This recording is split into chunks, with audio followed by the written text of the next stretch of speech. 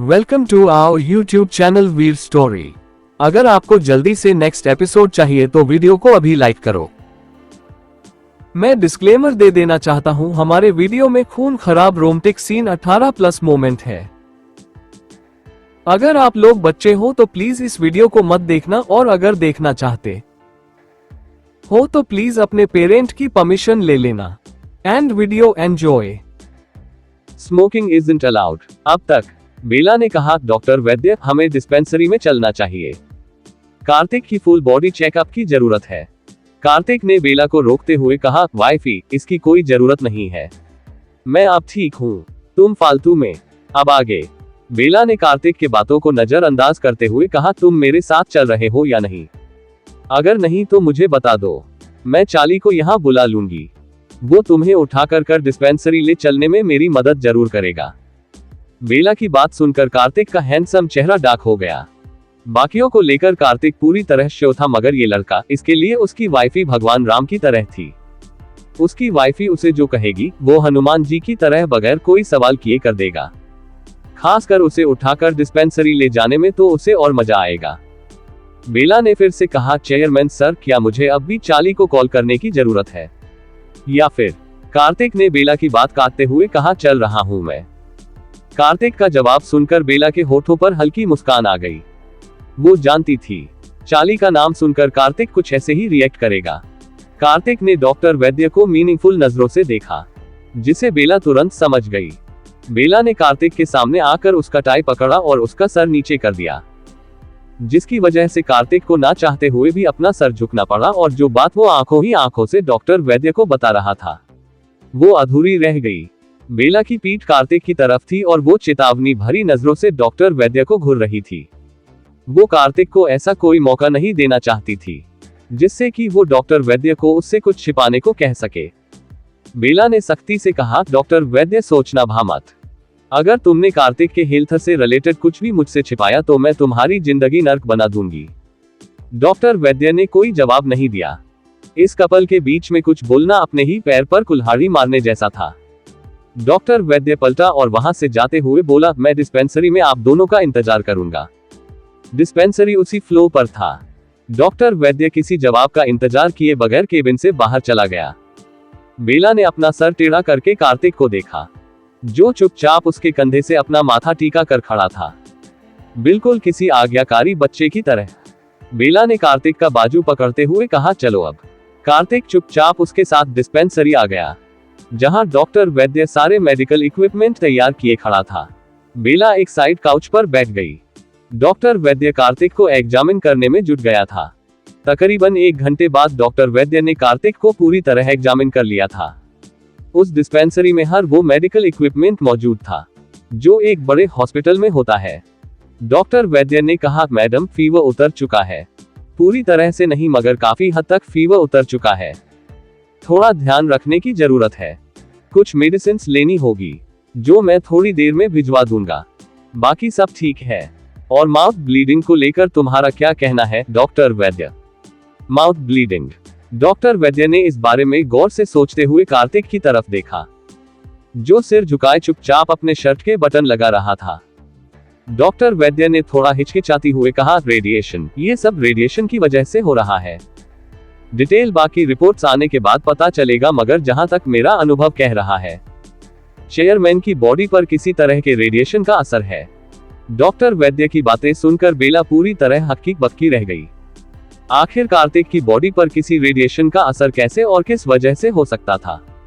बेला ने सवालिया नजरों से कार्तिक की तरफ देखा, जो अपना टाई ठीक करते हुए आराम से उसके बगल में बैठा हुआ था। अगर उसके आंखों की रेडनेस को हटा दिया जाए तो वो पूरी तरह नॉर्मल नजर आ रहा था, मानो उसे कुछ हुआ ही ना हो।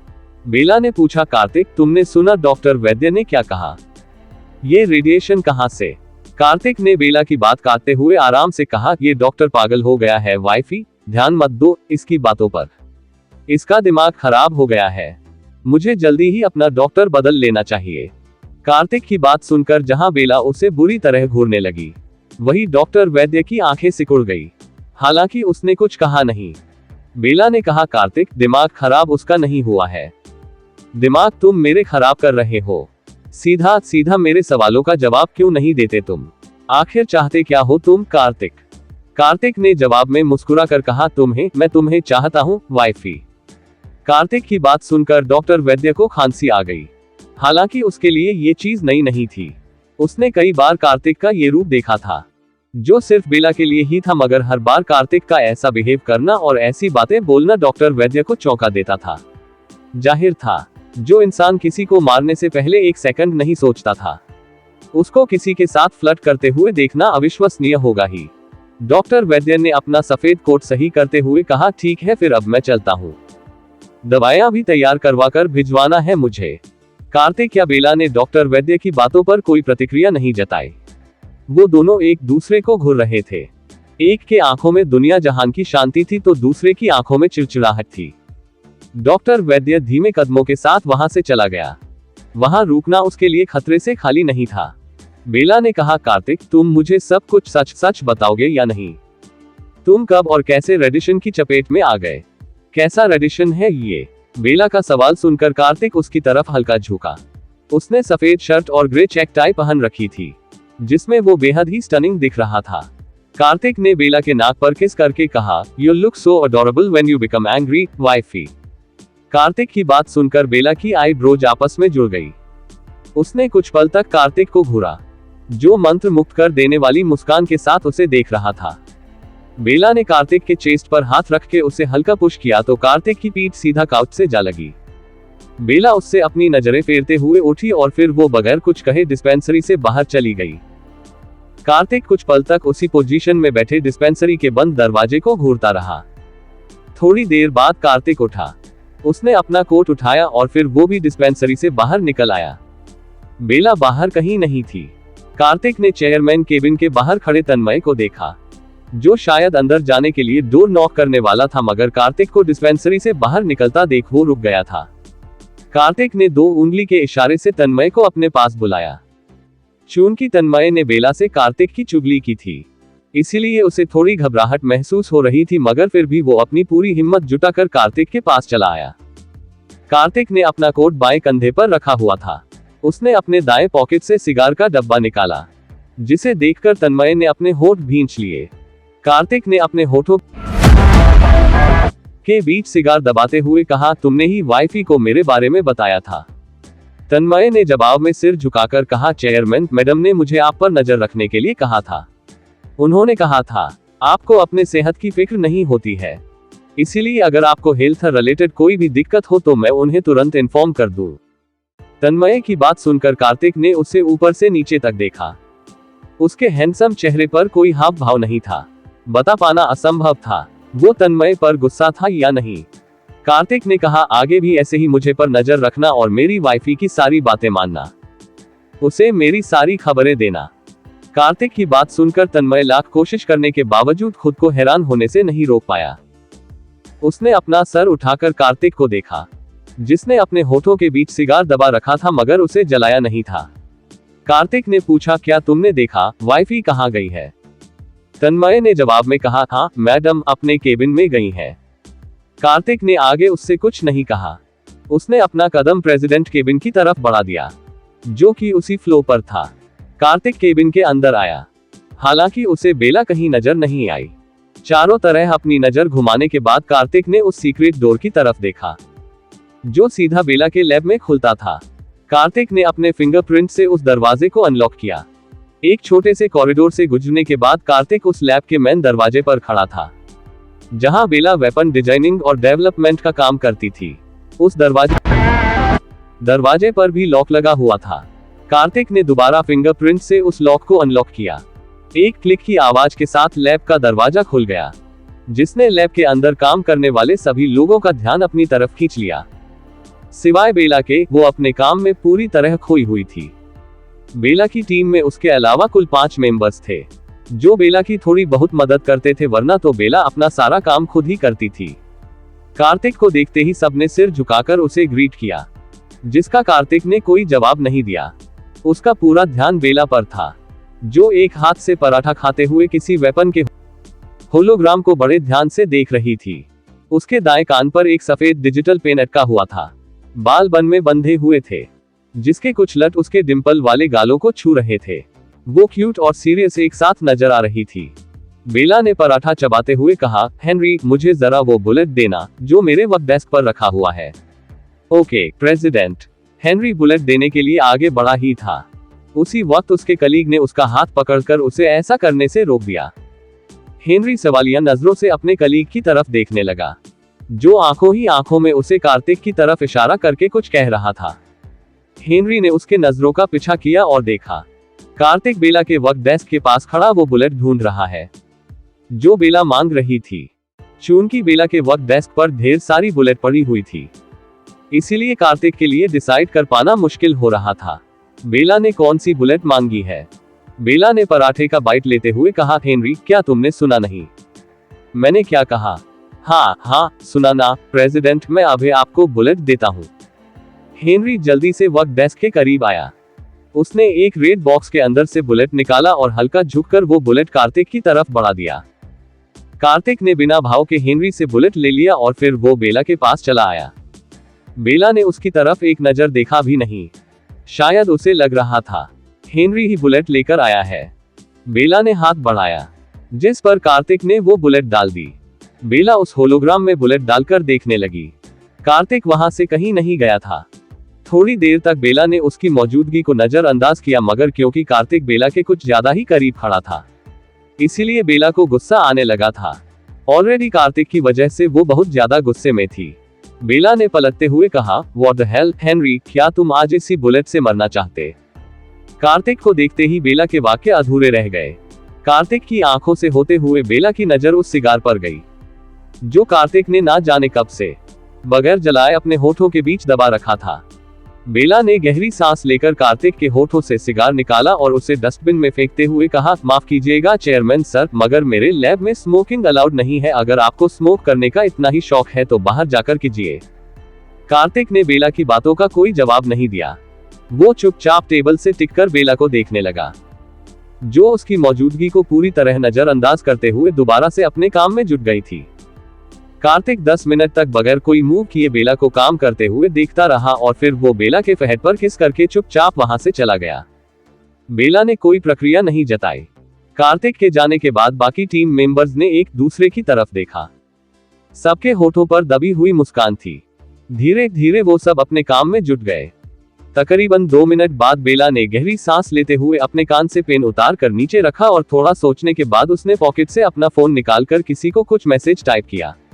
दूसरी तरफ रॉकवेव सिटी के खूबसूरत सड़कों पर एक ग्रे स्पोर्ट्स कार तेज स्पीड में चल रही थी। सड़क के दोनों तरफ चेरी ब्लॉसम के रंग बिरंगे फूल खिले हुए थे। कार के अंदर लो वॉल्यूम में एक क्लासिक गाना चल रहा था। When marimba rhythms start to play, dance with me, make me sway, like a lazy ocean hugs the shore. Hold me close, sway me more, like a flower bending in the breeze. Bend with me, sway with ease. When we dance, you have a way with me. Stay with me, sway with me. Reyansh driving seat पर बैठा हुआ था। समय उसके बगल में passenger seat पर बैठा हुआ। गाना खत्म हुआ और समय ने एक बार फिर से उस गाने को रिपीट किया। रेयांश से एक नजर उसे देख और फिर सामने देखते हुए कहा, तुम इस गाने को 15वीं बार रिपीट करके सुन रहे हो?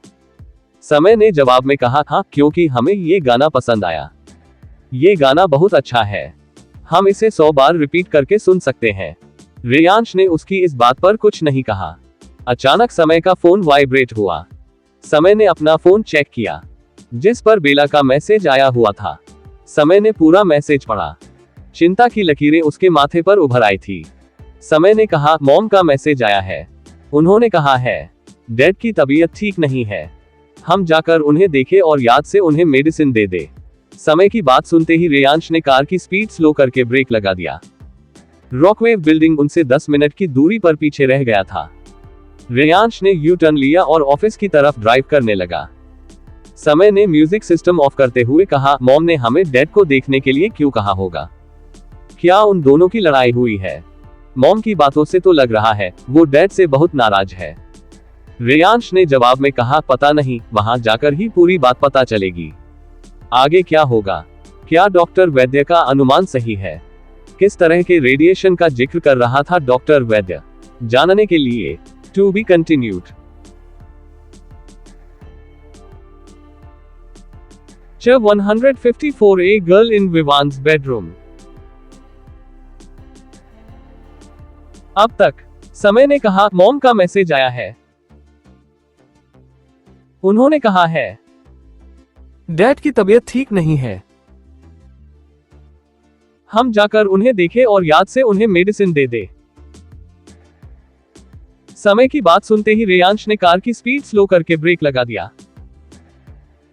रॉकवे बिल्डिंग उनसे 10 मिनट की दूरी पर पीछे रह गया था। अब आगे। रेयांश ने यू टर्न लिया और ऑफिस की तरफ ड्राइव करने लगा। समय ने म्यूजिक सिस्टम ऑफ करते हुए कहा, मॉम ने हमें डैड को देखने के लिए क्यों कहा होगा? क्या उन दोनों की लड़ाई हुई है? मॉम की बातों से तो लग रहा है वो डैड से बहुत नाराज है। रेयांश ने जवाब में कहा, पता नहीं, वहां जाकर ही पूरी बात पता चलेगी। जल्दी ही उनकी कार ऑफिस बिल्डिंग के मेन एंट्रेंस पर आकर रुकी। रेयांश और समय अपनी अपनी तरफ का दरवाजा खोल कार से बाहर निकले। उन दोनों की मौजूदगी ने ही आसपास मौजूद लोगों का ध्यान अपनी तरफ आकृष्ट कर लिया। खासकर रेयांश को रॉकवेव में हर कोई जानता था, इसीलिए हर किसी का ध्यान उस पर और उसके साथ आए समय पर आ चुका था। भले ही रेयांश सीधे तौर पर रॉकवेव में इन्वॉल्व नहीं था, मगर नए रिक्रूटमेंट में उसके योगदान ने सबको उसकी एबिलिटीज के बारे में बता दिया था। इस बार रॉकवेव में जो भी कैंडिडेट्स रिक्रूट किए गए थे, उनमें से अधिकतर को रेयांश ने ही ग्रूम किया था। अब जिस इंसान के द्वारा ग्रूम किए गए लोग इतने टैलेंटेड थे, तो वो इंसान खुद कितना टैलेंटेड और कैपेबल होगा, इस बारे में सोचने की भी जरूरत नहीं थी। रेयांश ने समय के कंधे पर हाथ रखते हुए कहा, चलो अंदर चलते हैं। हम रेयांश और समय एलिवेटर के अंदर आए। रेयांश ने सीधा टॉप फ्लोर का बटन प्रेस किया था, जहां कार्तिक का केबिन था। समय ने पूछा, रेयांश भाई, आदित्य भाई वापस कब आएंगे?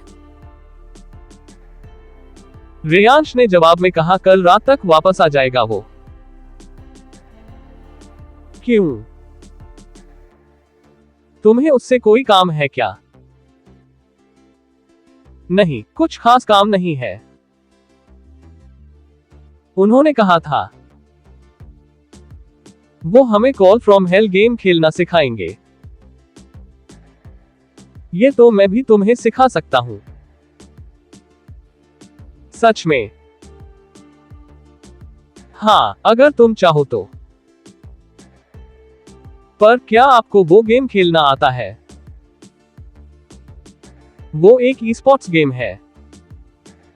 क्या आप ई स्पोर्ट्स में इंटरेस्टेड हो? वो गेम मैंने ही बनाया है। रेयांश की बात सुनकर समय अपनी पलकें झपकाते हुए चुपचाप उसे देखने लगा। वो हैरान था, मगर अपनी हैरानी जता नहीं पा रहा था। समय को जब से स्मार्टफोन मिला था, तब से ही वो कॉल फ्रॉम हेल गेम के बारे में सुनते आ रहा था। यहां तक कि तिमिर ने भी आज उसे कॉल फ्रॉम हेल गेम के बारे में बहुत कुछ बताया था। जाहिर था। सबसे एक ही चीज का जानने के बाद समय की उत्सुकता कॉल फ्रॉम हेल गेम को लेकर बढ़ गई थी। हालांकि समय ने ये कभी नहीं सोचा था कि पूरी दुनिया में विख्यात उस गेम को उसके बड़े भाई ने ही बनाया होगा। रेयांश ने अपनी पलकें झुकाकर समय की तरफ देखा। समय की मासूमियत भरी नजरें उसे थोड़ी अजीब लग रही थी। रेयांश ने पूछा, क्या तुम मुझे ऐसे क्यों देख रहे हो? वो गेम मैंने ही बनाया है। दुनिया की सबसे बड़ी e sports company Texas world मेरी ही कंपनी है। मैं बचपन से ई स्पोर्ट्स में इंटरेस्टेड रहा हूं। समय ने जवाब में अपना होश संभालते हुए कहा, आप बहुत टैलेंटेड हो। जिन चीजों के बारे में हम सोच भी नहीं सकते, वो आप बना लेते हो। सच में आप बहुत ज्यादा टैलेंटेड हो। हमें आपसे बहुत कुछ सीखने की जरूरत है।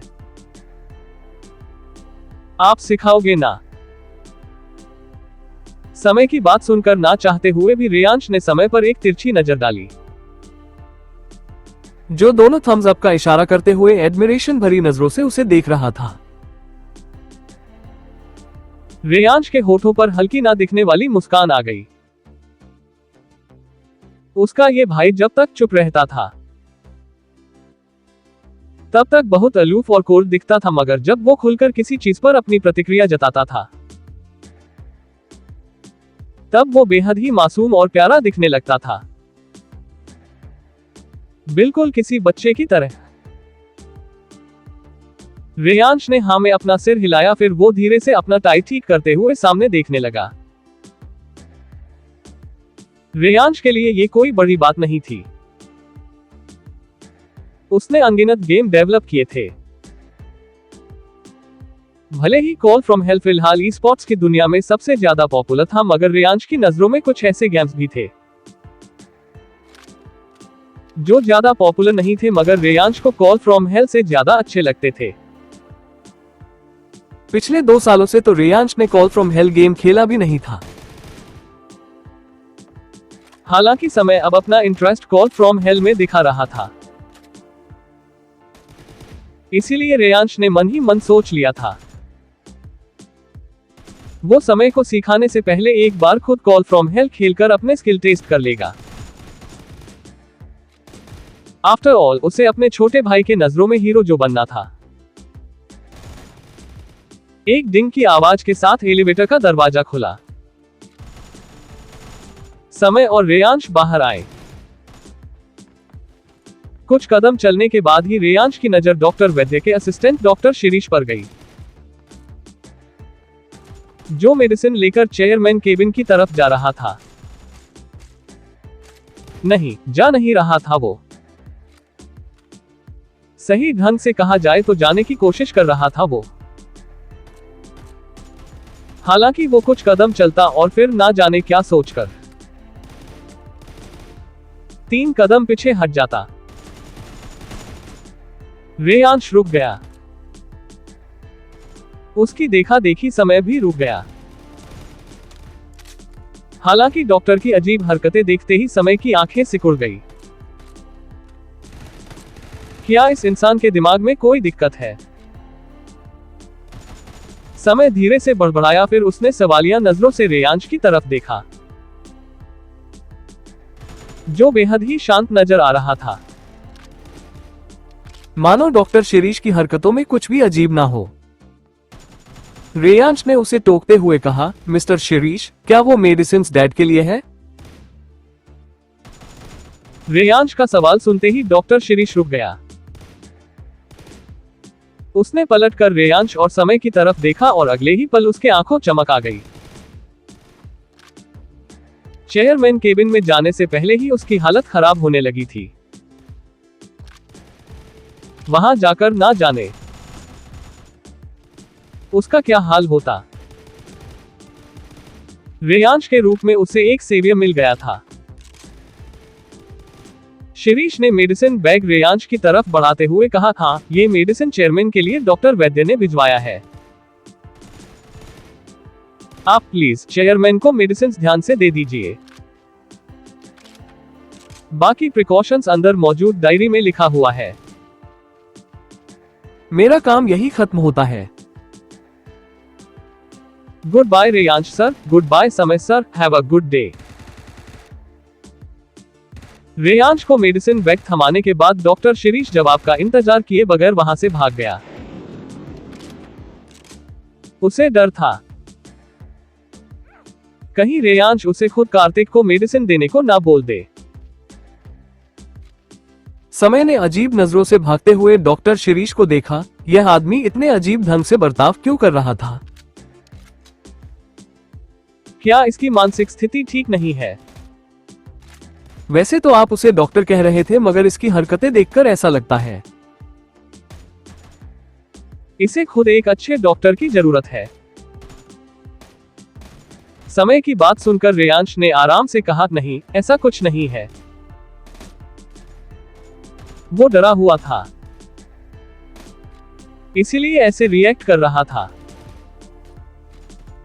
डैड के आसपास लोगों का ऐसा बर्ताव करना स्वाभाविक है।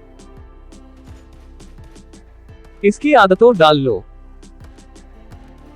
ऐसे बहुत कम लोग हैं जो डैड के आसपास अपना कंपोजर बनाए रख पाते हैं, वरना अधिकतर लोग तुम्हें ऐसे हो मिलेंगे। रेयांश की बात सुनकर समय को सारा मामला समझ में आया और उसने सहमति में अपना सिर हिला दिया। इस बात का सेंस बनता था।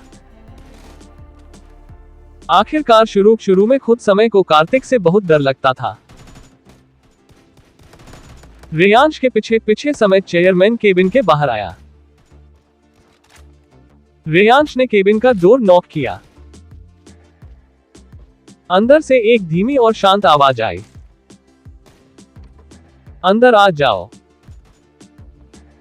रेयांश और समय केबिन के अंदर दाखिल हुए। कार्तिक ग्लास विंडो के पास खड़ा था। उसका एक हाथ पैंट के पॉकेट में था। होठों के बीच सुलगता हुआ सिगार फंसा था, जिससे निकलते धुएं ने उसके आस पास के वातावरण को बेहद ही रहस्यमय बना दिया था। समय की आंखें सिकुड़ गई। मॉम ने कहा था, आपकी तबीयत ठीक नहीं है, मगर आप तो स्मोक कर रहे हो। हमें मॉम को इस बारे में बताना चाहिए। वो फालतू में ही आपकी चिंता कर रही थी। समय की बात सुनकर कार्तिक की आईब्रोज दिलचस्पी के साथ आपस में जुड़ गई। उसने पलटकर समय को देखा, जो उसे बुरी तरह घूर रहा था। कार्तिक का अपनी सेहत को लेकर ऐसे केयरलेस होना समय को बिल्कुल भी पसंद नहीं आ रहा था। कार्तिक ने जवाब देने से पहले सिगार का बट एस्ट्रे में मसला, फिर उसने समय की तरफ अपना कदम बढ़ा दिया। रेयांश कब का वक्त डेस्क के पास जा चुका था। फिलहाल वो खामोशी के साथ बैग से मेडिसिन निकालकर वक्त डेस्क पर रख रहा था। उसे डायरी में देखना भी था, कार्तिक को कौन मेडिसिन कैसे देनी है। कार्तिक समय के ठीक सामने आकर रुक गया।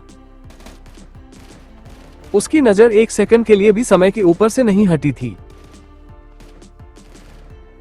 कार्तिक ने समय की तरफ हल्का झुककर कहा, तो तुम मुझे मेरी ही वाइफी का नाम इस्तेमाल करके धमकी दे रहे हो।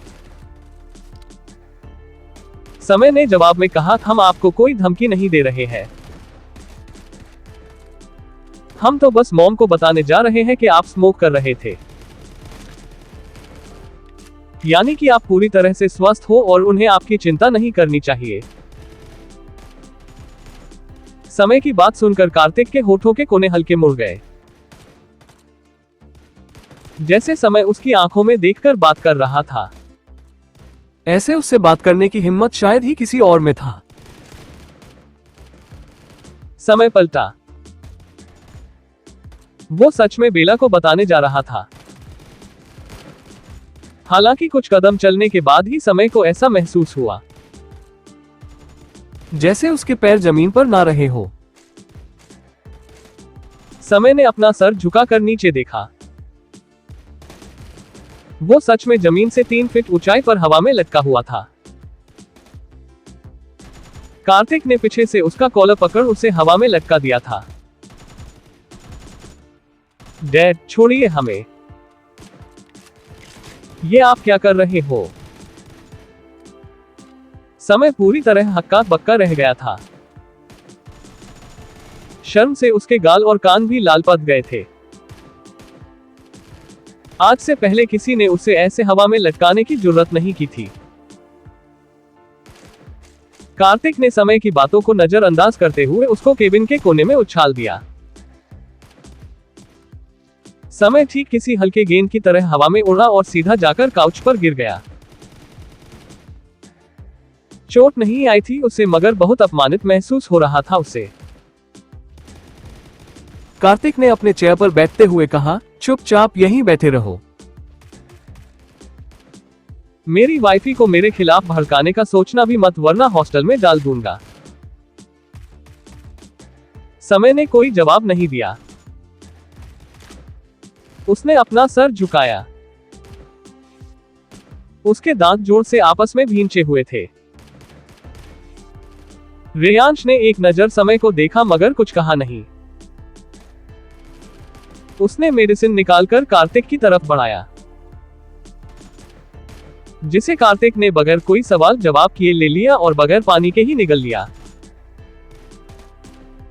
मानो वो दवाई ना होकर चॉकलेट हो। रेयांश ने इस पर भी कुछ नहीं कहा। उसने गहरी सांस लेकर ग्लास में पानी भरा और कार्तिक की तरफ बढ़ाया, जो कार्तिक ने फिर से बगैर कुछ कहे पी लिया। रेयांश अब कार्तिक के सामने वाले चेयर पर बैठ चुका था। कार्तिक ने समय से पूछा, क्या तुम्हें कुछ खाना है? समय ने जवाब में कहा, नहीं, हमने थोड़ी पहले ही ब्रेकफास्ट किया था। फिलहाल भूख नहीं लगी है हमें। अगर भूख लगे तो बता देना, कार्तिक ने कहा और फिर उसने अपना रुख रेयांश की तरफ कर लिया, जो उसे देखते हुए कुछ सोच रहा था।